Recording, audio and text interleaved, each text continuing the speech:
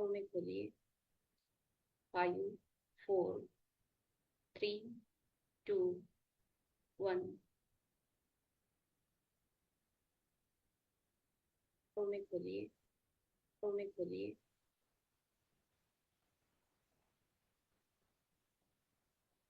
पानी पी लीजिएगा।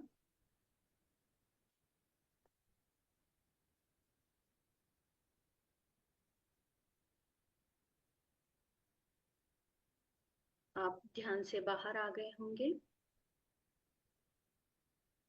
हम हमारे सेशन का शुरू करते हैं। सज्जन सांगत्य। हमारे स्पीकर हमारे साथ है वंदना जी। नमस्ते वंदना जी। तो फ्रेंड्स, मैं वंदना जी को इंट्रोड्यूस कर देती हूँ। मैं प्रदीप विजय सर के रिट्रीट में गई थी, तो वहां से मैंने कुछ मोती लेके आई हूँ वहां से गुरुस्तान के लिए। तो उनमें से एक वंदना जी है। और वंदना जी, पहले तो आप सबका वेलकम। कल मैं नहीं थी, तो सॉरी फॉर दैट। और आज हमें ये मास्टर मिले हैं। वो प्रोफेशन से फैशन डिजाइनर है और 3 साल से वो डॉक्टर सौरभ रंजन जी से जुड़े हैं। वहाँ पे उनके चैनल पे वो स्वाध्याय करते हैं पुस्तकों का। उन्होंने सोल कोच प्रोग्राम किया है, उसका सर्टिफिकेशन उनको प्राप्त है क्वांटम लाइफ के अंतर्गत, और उसकी वो प्रैक्टिस भी करती हैं दोस्तों। तो आज हम जुड़े हैं, वो लेके आए हैं हमारे लिए क्षमा का एक पाठ, जो हमें बताएंगे कि फॉरगिवनेस हमें क्यों करना है, खुद के लिए, दूसरों के लिए, और उसको अपने जीवन में कैसे उतारना है। तो उनसे सुनेंगे दोस्तों। ओवर टू यू मैडम वंदना जी। जी जी, बहुत बहुत धन्यवाद आपका। बहुत बहुत धन्यवाद कि हमने पथरी जी ध्यान लहर 21 दिन का बहुत अच्छे से हम आगे बढ़ रहे हैं। धन्यवाद करती हूँ वसुधाइका फाउंडेशन का और हमारे मास्टर प्रेम नागेंद्रम सर का और सभी पार्टिसिपेंट्स का और उनके उत्साह का। आज मुझे मौका मिला है फॉरगिवनेस के ऊपर बोलने का, ये मैं बहुत अच्छे से अप्रिशिएट करती हूँ कि मुझे आपने मौका दिया। फॉरगिवनेस एक बहुत ही अच्छा टॉपिक है लाइफ को आगे बढ़ाने का, लाइफ को जीने का। जीवन में कुछ चीजें ऐसी होती है जिसे हमारे साथ कुछ ऐसा होता है, सबके साथ कुछ ऐसा होता है जिसे हम अ, अंदर ले लेते हैं, जिसे हम कहते हैं कि मैं हर्ट हो गई हूँ, मुझे अच्छा नहीं लग रहा है, मैं क्षमा नहीं कर पा रही हूँ। तो उस चीज पे हम आज समझेंगे कि हमें फॉरगिव किसे करना है। दोस्तों, हमें फॉरगिव किसे करना है? फॉरगिवनेस से सामने वाला उसे याद रख पाए या नहीं, पर मैं उसे याद कर करके प्रतिदिन अपने आप को, जो मेरी आत्मा को जो मैं नुकसान पहुंचाती हूँ, वहां फॉरगिवनेस की कितनी ज्यादा जरूरत है, इस कॉन्सेप्ट को हम अच्छे से आज जानेंगे। तो पहले तो यह है कि forgiveness change our attitude of how to live life. कभी जैसे मैंने कहा कि अब कोई चीज हमें हर्ट हो गई, हमने उसे लंबा पकड़ा, अब सामने वाले ने रियलाइज किया तो ओके, अगर उसने रियलाइज नहीं किया तो फिर अब वो टाइम लग गया कि मैंने उसको पकड़ लिया, बात को मैंने रियलाइज कर लिया, अब मुझे उसको धीरे धीरे टाइम लग रहा है भूलने के लिए। अब वो मुझे 5 दिन भी लग सकते हैं और 5 साल भी लग सकते हैं उस चीज को भूलने के लिए। तो जब मैं इस चीज को भूल पाती हूँ तो फिर मैं कहती हूँ कि आई हैव फॉरगिवन देम। तो ये चीज जो होती है, जिसे हम कहते हैं कि इतना हम समय लेते हैं फॉरगिव करने का, तो वो चीज कई बार तो इस तरीके से सेट हो जाती है। कई बार कोई चीज, अब सपोज कोई बच्चा है, स्कूल में टीचर ने कुछ कह दिया, किसी ने 20 साल वो बात को पकड़ ली, कुछ बच्चों ने उसे 5 मिनट में रोया धोया, बात कही और आगे बढ़ गए, तो वो वहीं पे भूल गया। लेकिन किसी ने उस बात को पकड़ ली, अब पकड़ के वो 20 साल तक उस टीचर के प्रति कुछ अपने दिल में ऐसी चीजें भर लेते हैं बच्चे जो बड़े होने के बाद में भी वो उसे भूलना मुश्किल करते हैं। और उन चीजों को वो हर बार जब भी बैठते हैं अपने बच्चों के साथ या फ्रेंड के साथ उसे बताते कि नहीं मेरे साथ एक बार स्कूल में ऐसा हुआ था।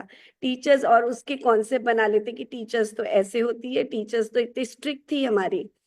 तो इस तरीके से हम जो है अपना खुद याद कर करके अपने अंदर वो चीज धारणा के रूप में बैठा लेते हैं। जाने अनजाने में वो चीज हमारा एक प्रोस्पेक्टिव बन के अपने साथ हो जाती है। तो इसमें मैं यही कहना चाहूंगी कि पहले अब सामने वाले ने आपको किसी ने कुछ कह दिया, आपने उसको चीज को आपको बुरा लग गया। अब बुरा लग गया तो आपने वो चीज को जो है अपने तरीके से समझना शुरू कर दिया।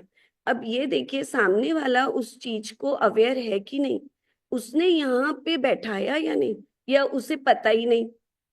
और हम सोच रहे हैं इतना, तो हम किसका नुकसान कर रहे हैं, अपना या उसका। तो ये चीज हमें समझनी है कि भाई सामने वाले ने बोल दी, हमें बुरा लग गई, अब हमने ये बैठा दी, लेकिन क्या वो अवेयर है, क्या उसके यहाँ पे रजिस्टर हुई है वो बात। अब नहीं हुई है तो ही इज नॉट अवेयर। तो आप फॉरगिव किसको करेंगे?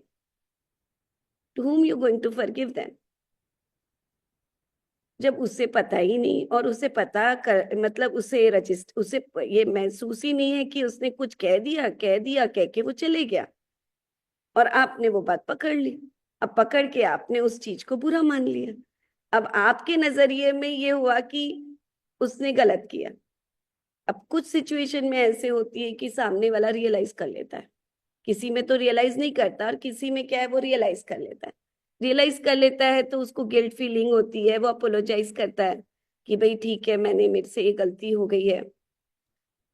तो उसमें वो चीज होती है कि चलो आपने उसको फॉरगिव किया, पर आपने क्या अपने आप को फॉरगिव किया? क्या आप उसको पूरी तरीके से उस बात को निकाल पाए? मैंने कितने मास्टर से मिली हूँ मेरी इस जर्नी में, जहां जहां भी मैंने इतने मास्टर्स से सुना है कि हम पुरानी बातों को भूल नहीं पाते। जो जीवन में पुराना बीता है उसे हम भूल नहीं पाते। कारण क्या है? कारण यही है कि हम उस चीज को समझ ही नहीं पा रहे हैं। हम उम्मीद कर रहे हैं कि सामने वाला आके हमसे माफी मांगे, अपोलोजाइज करे, और हम वो चीज को उस तरीके से सेट करें। हर सिचुएशन में तो ये नहीं हो पाता, और हमने जो अंदर में ले लिया है उसका जिम्मेदार हम स्वयं है। हम स्वयं ही स्वयं को फॉरगिव कर सकते हैं, करना है, और आगे बढ़ना है। तो ये चीज मैंने मेरे जीवन में बहुत अच्छे से अपनाई, और मैं आपको इसे एक एग्जाम्पल के थ्रू भी समझाऊंगी, क्योंकि मैं बुक्स रीडिंग बहुत शौकीन हूँ। और वैसे ही जैसे हम सोचते हैं वैसे ही फिर हम कनेक्ट भी हो जाते हैं। तो अभी मैंने ये अनीता मूरजानी की जो बुक थी डाइंग टू मी में मैंने उसमें पढ़ा, मैं आपको उस एग्जाम्पल के द्वारा समझाना चाहूंगी। अनीता मूरजानी जो कैंसर से पीड़ित थी, जिसकी मृत्यु होने के बाद जो वापस शरीर में आई, बहुत अमेजिंग स्टोरी है। और जो मृत्यु शैया पे, जो लास्ट मिनट में जो उनके अंदर जो गिल्ट थी, और उस गिल्ट को महसूस करते हुए उसने शरीर छोड़ा। शरीर छोड़ने के बाद वो क्या पाती है प्रकाश में? अपने पिता को। अपने पिता को वो पाती है, और वो देखती है कि उनके पिता उनसे नाराज नहीं है, वो खुश है। और वो मिल के उनसे वापस अपने शरीर में आती है, और शरीर में आने के बाद अपने कैंसर को हील करती है। अनीता मूरजानी जो है अपने जीवन काल में एक लड़के से उन्हें प्यार हो गया था, साउथ इंडियन फैमिली से थी, जो सिंगापुर में सेट हुई थी। तो वो लड़के से प्यार उसे हो गया था, और वो उससे अपना जीवन साथी बनाना चाहती थी, और पिताजी इसके अगेंस्ट थे। अब पिता के रजामंदी नहीं होने के कारण, और उस लड़के के प्यार से उन्होंने उनसे शादी की। अब उनके दिमाग में ये था कि मेरे पिता मुझसे नाराज है, और वो गिल्ट उनके अंदर ही अंदर बैठ गया। और धीरे धीरे वो गिल्ट जो है डिजीज का रूप ले लिया। डिजीज का रूप लेके वो उसी में अपने लास्ट मोमेंट पे बेड पे यही सोचती रही कि मेरे पिता मुझे माफ कर दे, अगर मैंने कोई उनको हर्ट किया है, उनके दिल को चोट पहुंचाई है, तो वो मुझे माफ कर दे। जब वो ऊपर की दुनिया में गई, जब उन्होंने ये समझा कि ऐसा कुछ नहीं है, जब उनके पिता ने उन्हें बताया कि मैं तुमसे नाराज नहीं हूँ, I am happy, I am good, I am proud about you, कि आप अपने जीवन के डिसीजंस खुद लेके आगे बढ़ रही हो, तो उनकी जो गिल्ट थी, उनके अंदर जो पेन था, वो रिलीज हो गया। जब वो पेन रिलीज हो गया तो वो डिजीज भी हील हो गया। So it's a very beautiful book कि हम सोचते हैं कुछ ऐसी चीजें। अब बाप और बेटी का रिलेशन इतना इम्पोर्टेंट होता है, इतना करीबी होता है कि वो डेफिनेटली जब रिलेशंस में इस तरह के मनमुटाव आ जाते हैं तो पर्सन सोचने में मजबूर हो जाता है।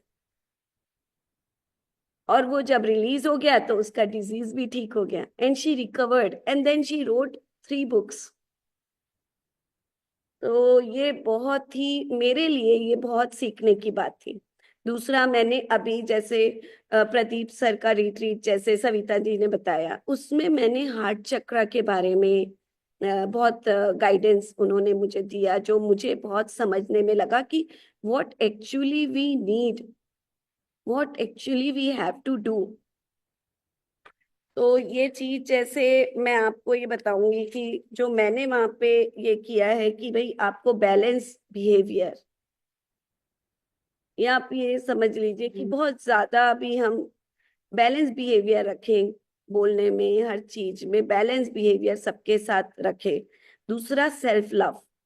सेल्फ लव के लिए मैं ये बताऊंगी, इस स्वाध्याय में हमने किया you can heal your life by Louise Hay. She is a very good mentor. she is a like she changes life 360. If you, there's a lot of books available, but the best book, You Can Heal Yourself, and other book, The Mirror Works, both are wonderful book, जो हिंदी में भी है, English में तो है ही है, इसका translate Hindi में भी हुआ है। तो मैं रिकमेंड करूंगी कि आप लोग जरूर पढ़ें, और उसको पढ़ने के बाद आपको वजह, आपको कारण समझ में आएगा कि जो चीज हम अंदर लेते हैं वो कहीं ना कहीं बैठ के हमें ही नुकसान करती है। कई बार हमें दर्द होता है जिसका हम इलाज चाहते हैं लेकिन वो हो नहीं पाता, क्योंकि हम इमोशनली उस हर्ट को पकड़ के बैठे हैं। और अगर हमने उसको क्षमा कर दिया, अगर हमने उसको टाइम रहते हुए फॉरगिव कर दिया, तो वो क्या होगा, वो हील होता है। तो इसमें मैंने प्रदीप सर का एक था, हर चीज में वो बताते थे पुल। पुल क्या है, मेडिटेशन, कि आपको डीप मेडिटेशन में जाके इन चीजों को आप अपने आप ठीक कर सकते हैं। तो दैट टेक अवे मुझे बहुत अच्छा लगा उनका, कि हमेशा उनका रहता था कि एक पुश करिए। पुश में क्या है, आप एक्सेप्टेंस, अपने अंदर एक्सेप्टेंस, एक्सेप्टेंस आ गया तो आप ये मानने लगेंगे कि ठीक है, उसका नजरिया कुछ और होगा, या वो पता नहीं किस स्थिति में होगा। जैसे सपोज मैं आपको इसे एक एग्जांपल के थ्रू मैं समझाना चाहती हूँ।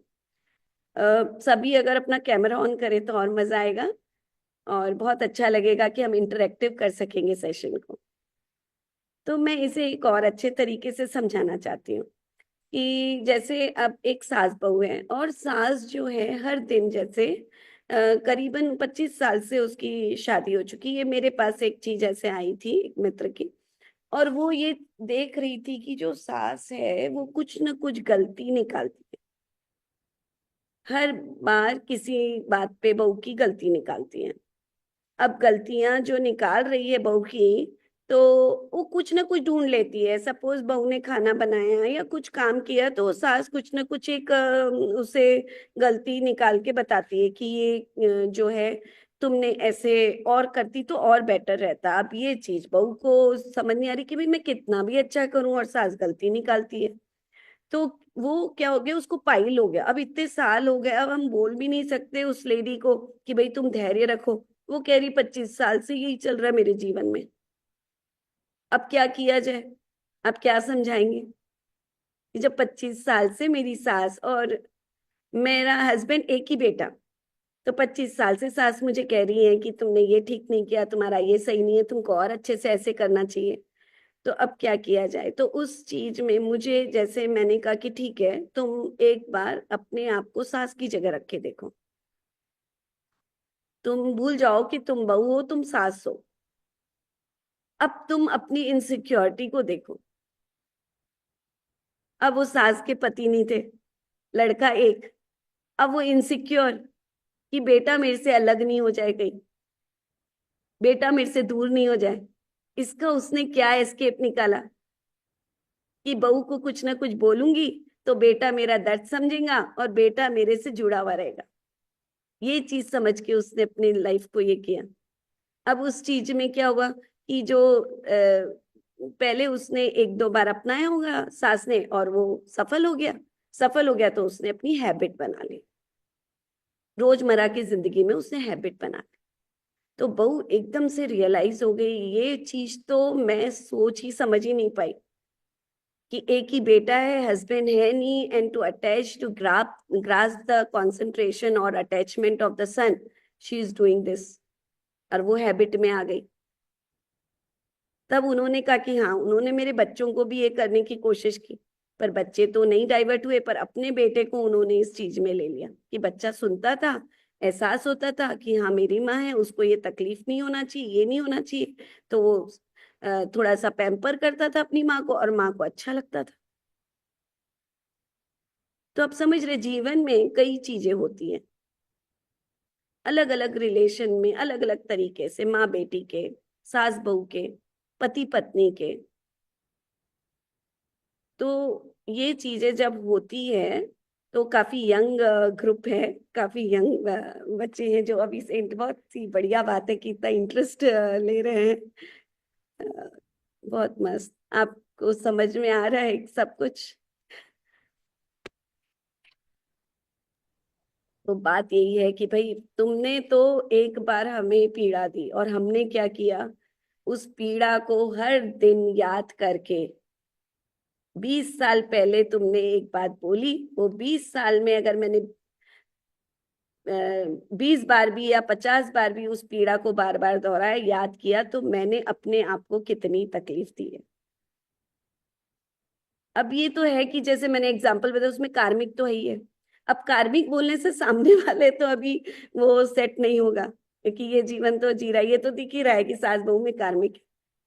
तो आज ये अंडरस्टैंडिंग देते ही बहू के दिमाग में ये आ गया, वो एक पल अपने दुख को भूल गई, वो सास के पर्सपेक्टिव से सोचने लगे कि हाँ वो कितनी दुखी है, वो कितनी इनसिक्योर है। इस कारण से वो ये देखती, उसकी नजरिया बदल गया। मतलब मैं यहाँ ये समझाना चाहती हूँ कि understanding, right understanding, how to understand the things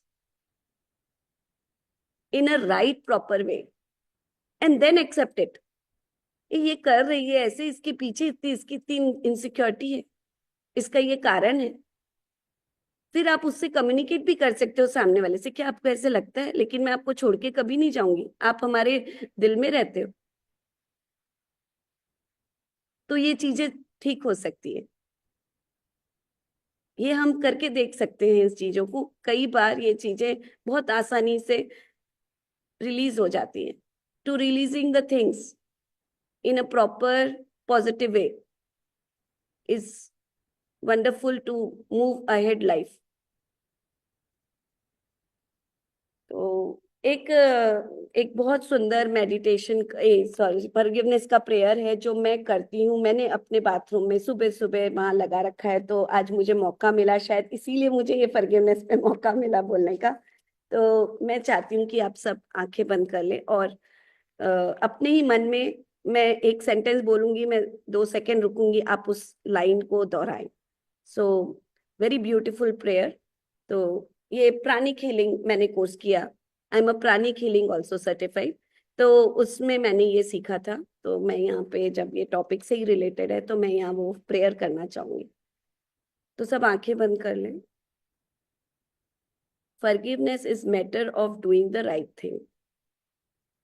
focus on your heart chakra.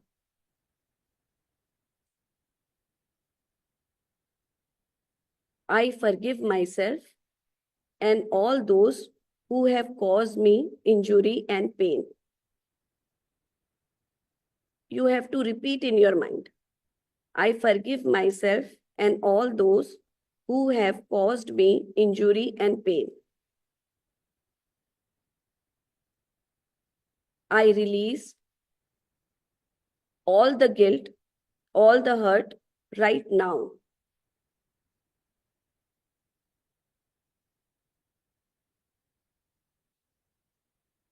Divine Father,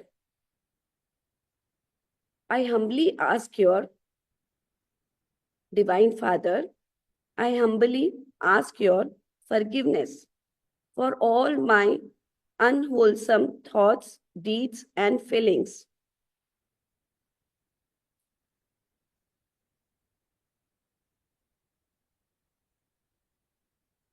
I am filled with love. I am filled with peace.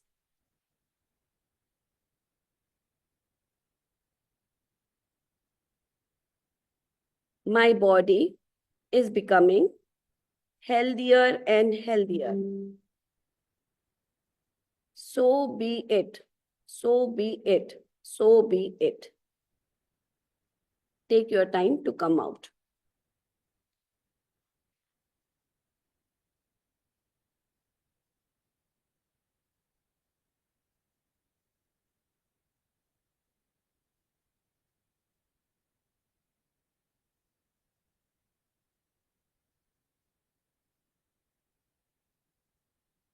Forgiveness है, लेट गो भी करते हैं हम, तो लेट गो को भी हम समझेंगे। कई चीजों को हमें ऊपरी सतह पे ही लेट गो करना बेहतर है। जैसे कोई चीज हमारे हिसाब से नहीं हुई, it's okay, it's okay, it's just the matter of a thing. इसमें कई बार हमारे एक्सपीरियंस में हमें डिटैचमेंट भी लाना पड़ता है। If you attach to something very very much, then you have so much of expectations, फिर वो पूरी नहीं होती है। फिर वहां पे जो बात पूरी नहीं होती है, तो फिर हमें उस चीज में तकलीफ होनी शुरू हो जाती है।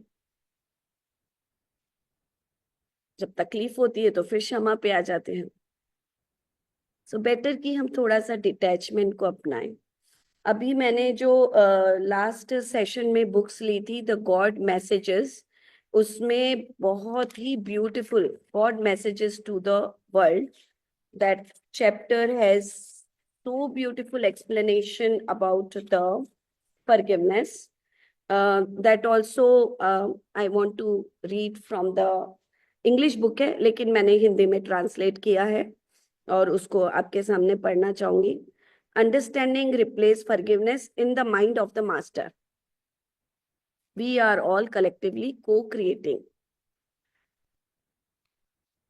अब यहाँ पे ऑथर भगवान के हिस्से बताते हैं। इस पूरी बुक में अलग अलग तरीके के हैं। यहाँ ये कहते हैं कि क्या फॉरगिवनेस जरूरी है, क्या फॉरगिवनेस नेसेसरी है। अब ये क्या कहते हैं कि ये सुनिए, फॉरगिवनेस इज नॉट नेसेसरी क्योंकि हम सभी अपने परिणामों के निर्णय के सहयोगी हैं।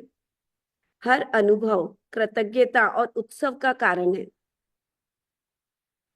हम में से जिस क्षण हम इसे यह स्वीकार कर लेते हैं कि हम में से प्रत्येक ईश्वर को की व्यक्तिगत अभिव्यक्ति है, हम यह भी महसूस करते हैं कि हमारे साथ कुछ भी गलत नहीं हो सकता तथा सब कुछ हमारे माध्यम से ही घटित होना निश्चित है।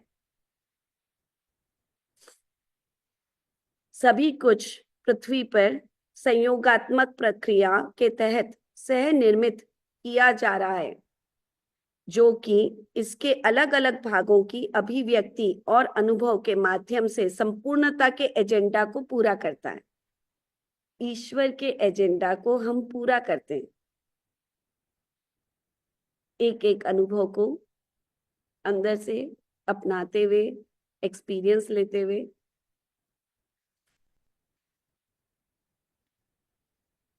हम अचानक यह जान जाते हैं कि दूसरे लोग हमारे जीवन में किस तरह से आए हैं, ऐसे तरीके जिन्हें हम पहले कभी माफ नहीं कर सकते थे, क्योंकि अब हम कांच के अंधेरे से नहीं देख रहे हैं, बल्कि आत्मा की आंखों से देख रहे हैं. That's a important sentence. If we see through our this eyes, the different perspective. If we see through our inner eye, the different perspective.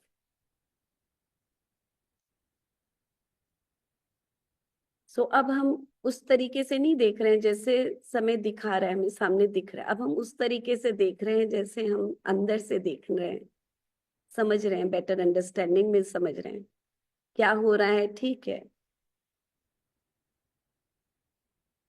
तो आखिरकार हम आत्मा के तर्क और हमारे जीवन में जो कुछ भी हुआ है, हो रहा है और हमेशा होगा, उसे सह निर्माण करने में के उद्देश्य को जानते हैं.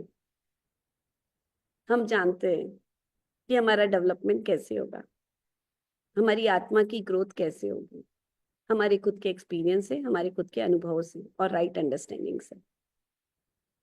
ये मुझे बहुत ही अच्छा लगा था कि understanding replace forgiveness in the mind of the master. Who is the master? We all are master. ये भी बहुत अच्छा लगा मुझे इस चीज में. और जैसे अब फॉरगिवनेस के अलग अलग तरीके, हिंदू संस्कृति में हम मंदिरों में जाके भी क्षमा मांगते हैं, और कैथोलिक में वो चर्च में जाके क्षमा मांगते हैं, गुरुद्वारा में माथा टेक के क्षमा मांगते हैं. अलग अलग तरीके से अलग अलग धर्म में क्षमा को बताया हुआ है. रिलीज करने के हिसाब से हम सारे ही जो है अपनी चीजों को समझते हैं, करते हैं, लेकिन सबसे ज्यादा जरूरी है कि हम अपने हार्ट चक्रा पे फोकस करें, मेडिटेशन में बैठें और उस चीज को समझ के रिलीज करें और उसको रिप्लेस करें राइट अंडरस्टैंडिंग से. That is a one thing. अब कितना टाइम है, या it's like how I am going, कैसा चल रहा है लाइक? और 3 मिनट्स है. किसी हाँ. का क्वेश्चन हो तो लेंगे क्या हम लोग? हाँ, अब मैं चाहती हूँ ये 3 मिनट थोड़ा इंट्रो मतलब बातचीत में बीते, और इसमें अगर किसी को कुछ क्वेश्चन पूछना है, कुछ समझना है, या अपने लाइफ से कोई चीज शेयर करनी है, तो you are welcome. Ma'am friends share कर दीजिए. हाँ, श्री ललिता बोलो. नमस्ते मैम. नमस्ते. पहले तो आपको मैं बहुत धन्यवाद कहूँगी. आपने बहुत अच्छा बताया है. Thank you so much ma'am. Ma'am, ये जो आप फॉरगिवनेस के बारे में कह रही थी, तो उसके रिलेटेड ही थोड़ा मुझे एक चीज़ है डाउट. मतलब हमें फॉरगिव करना चाहिए, तभी हमको भी अच्छा रहेगा, ये आपने बताया. बट मुझे हमेशा एक डाउट रहता है कि हमें फॉरगिव कर ऑपोजिट पर्सन को जब फॉरगिव करते हैं तो उसका भी एक लिमिट रहता है ना मैम. तो उसको आप कैसे बताएंगे? मतलब जैसे आपने एक सास बहू का आपने एक बताया था, तो अगर वो जो पर्सन है जो हमें दूसरे लेवल पर हर्ट करता है, मतलब जो हम सोच भी नहीं सकते हैं, तो हम फॉरगिव वो सिचुएशन में हम फॉरगिव कैसे कर सकते? मतलब नॉर्मल इंसान तो फर्स्ट वो पहले वो फॉरगिवनेस का थॉट ही नहीं आएगा, वो तो पहले टूट जाएगा, उसके बाद जैसे इमोशंस ट्रिगर होंगे, वो सब होगा. तो वो सिचुएशन आप कैसे आप बताएंगे? जैसे बहुत अच्छा क्वेश्चन आपने पूछा कि फॉरगिव एक रिलेशन में कुछ भी हो सकता है. फिजिकल अब्यूज भी होते हैं, फिजिकल अब्यूज भी होते हैं, वर्बल अब्यूज भी होते हैं. डिग्री ऑफ रिलेशनशिप में जो सहन करने वाला पर्सन होता है, वो किसी भी एक हद तक के भी आगे जा सकता है किसी के प्रति. अब ये देखो, आपको ये समझना है कि आपको अपनी ग्रोथ को ध्यान में रखना है. अब सामने वाले ने आपको वर्बली या फिजिकली अब्यूज कर दिया, और वो आप जो आपका प्रश्न है वो यही है कि वो रियलाइज नहीं कर रहा है. आप यही पूछना चाह रही कि उसे रियलाइज नहीं है, तो आप कब तक फॉरगिव करेंगे? Yes. Right. The thing is that forgive उसे नहीं करना है, फॉरगिव आपको अपने आप को करना है. ओके. फॉरगिव आपको अपने आप को करना है। क्या करना है आपको ये फॉरगिव करके कि भाई जो मेरे अंदर जो बात उसकी जो है, जो मैं वो राइट अंडरस्टैंडिंग आने तक जो वो कह रहा है, जो मैं सुन रही हूँ, जो वो कह रही है मैं समझ रही हूँ, वहां क्या लूज पोल है, वहां क्या समझ है, जिससे मैं ये समझ पाऊं कि ये पर्सन का ये बिहेवियर जो कंसिस्टेंटली चल रहा है उसकी डीप अंडरस्टैंडिंग आपको आनी चाहिए।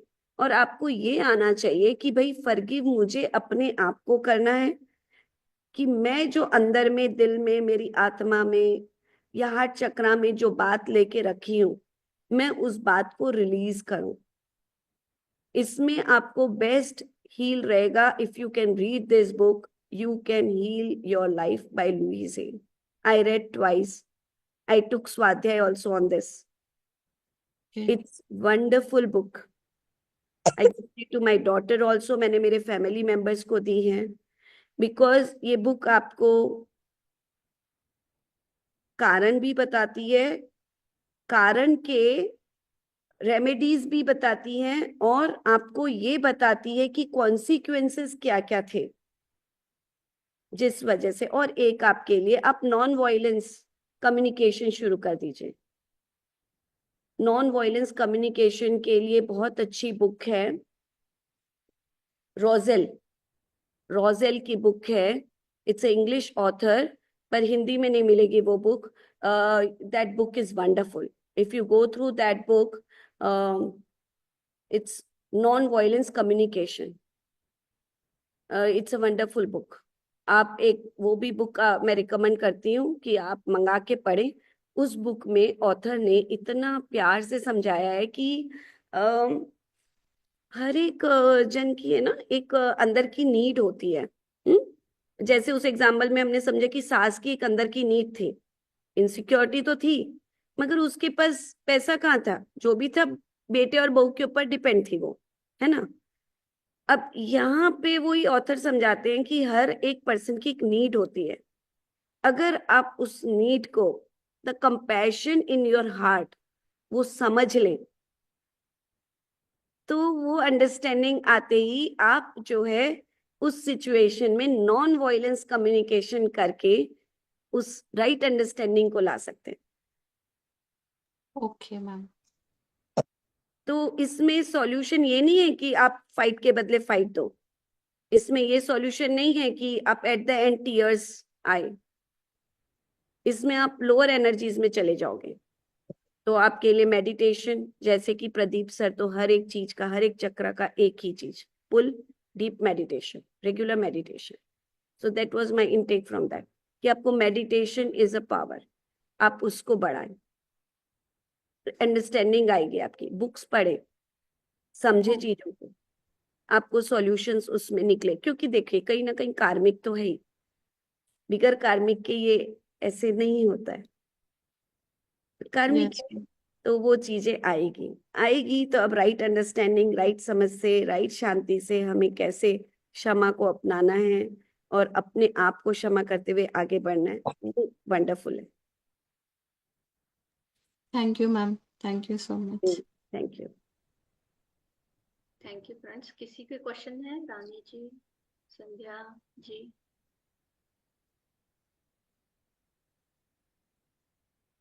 Okay, okay friends, thank you Vandana ji for coming on to this platform.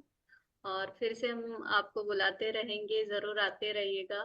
और थैंक बहुत अच्छे से आपने हमें समझाया कि क्षमा का क्या महत्व है हमारे जीवन में, और उसको कैसे ओवरकम करना है चीजों को जो हमारे जीवन में आते हैं, difficulties.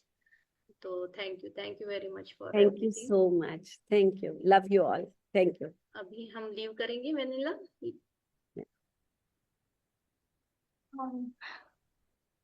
Okay. Thank you so much, ma'am. Thank you, thank you Savita ji, thank you. अच्छा लगा आपको देख के।